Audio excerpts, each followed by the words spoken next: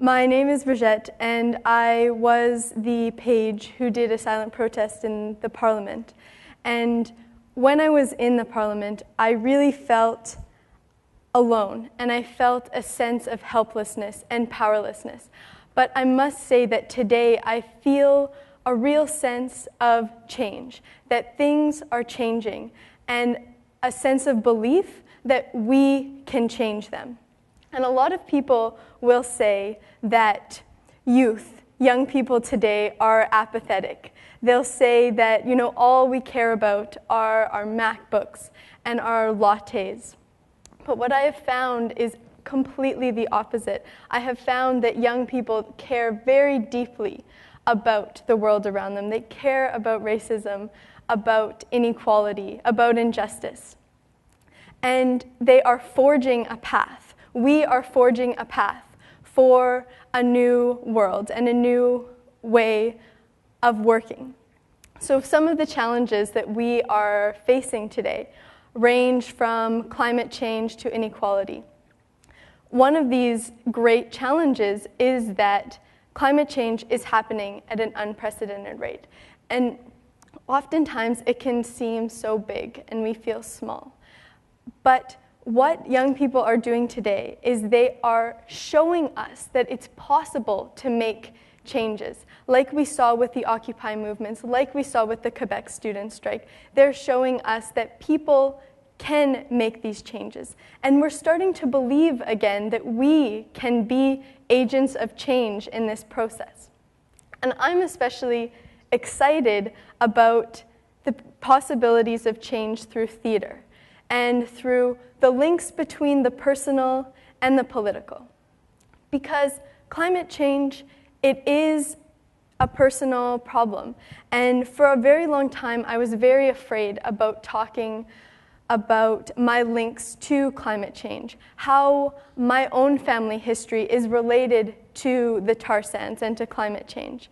My mom, she worked as a secretary for Shell Oil, which produces the tar sands, my grandpa as well. So for a very long time, the food on the table that we got, that was from tar sands money. And so I've been thinking a lot about how can we honestly confront our relations with destructive industries that are creating climate change, because it's really scary and it's intimidating, and I feel vulnerable talking about, my relations to these things. But I really believe that when we honestly speak about our relations to these destructive industries, it's only then that we're going to be able to take responsibility and really become part of the solution. And I'm really inspired by people like Melina, a really good friend of mine. Right now she's touring with the Nobel Women's Initiative, and she's from the Lubicon Cree, and her family is directly impacted by the tar sands. She said that billions of dollars have been taken away from her community, and yet she has felt her and her family, they don't even have running water. And so we really see who is benefiting from this. Me as a white settler woman, me and my family are benefiting, but at the expense of these communities, and often it is communities of color and Indigenous communities. So how do we start to have this conversation? How do we start to confront it?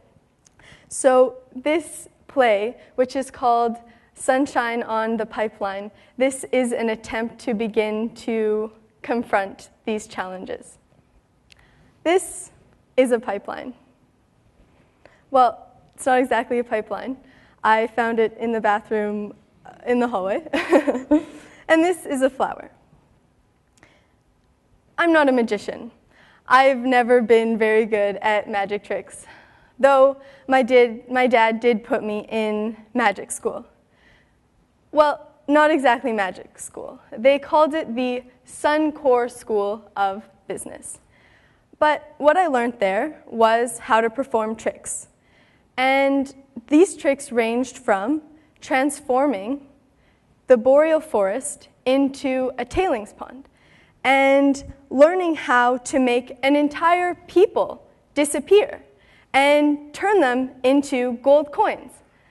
And the first trick that I learned was how to transform this flower into a pipeline.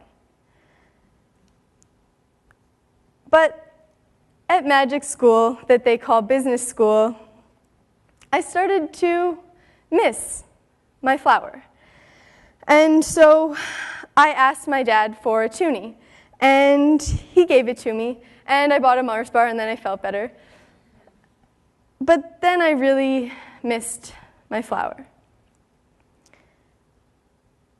See, my dad, he also went to the Suncor School of Magic that they call business. And that's where he learned what he thought he had to do in order to provide for me and my family. He had a choice. He could be responsible to humanity and to the future, or he could put food on the table for me and my family. And my dad, he wanted the best for me. He wanted me to go to the best school and have the best opportunities. So he continued to work in the tar sands. But as it stands, he knew that he had a choice. And I knew that something was wrong. So when I went to see the sunflowers that used to grow in our garden, I saw that they were gone. And at the Suncor School of Magic, that they call business, I learned how to draw a line where the overburden was, in order to get rid of the overburden. But when I went to see the overburden, it was not a burden at all. It was beautiful muskeg and poplars growing on top of the muskeg. So I started to cry. But when I got there, I saw a young woman in the trees, and she handed me the sunflower. And she told me, "Here is a map. This is a map to a future where frogs leap happily from lily pads, where people are free as the bison, where no one has to choose between being responsible and putting food on the table." She asked, "What does this map look like? Will you follow me?" And I did. And I saved a spot for my papa, who I love, to join us.